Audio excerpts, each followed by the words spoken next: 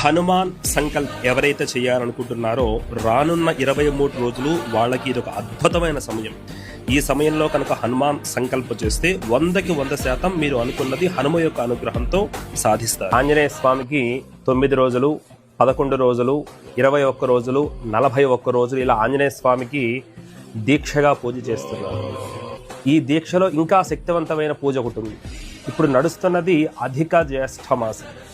దీన్ని పురుషోత్తమ మాసం అని కూడా అంటారన్నమాట. పురుషోత్తమ మాసం అంటే శ్రీ మహావిష్ణువుకు చాలా ప్రీతైన మాసం. ఆంజనేయ స్వామికి పూజ చేస్తే రామచంద్రమూర్తి ఎంతో తృప్తి పడతారు అన్న విషయం కూడా మనకు తెలుసున్న విషయం. అలాగా పురుషోత్తమ మాసం అంటే శ్రీ మహావిష్ణువుకు సంబంధించింది. శ్రీరామచంద్రమూర్తి కూడా విష్ణు అంటే ఆంజనేయ స్వామికి ఆరాధన చేయడం వల్ల ఈ పురుషోత్తమ మాసంలో చేసే విష్ణు ఆరాధన యొక్క సంపూర్ణమైన ఫలం కూడా వస్తుంది.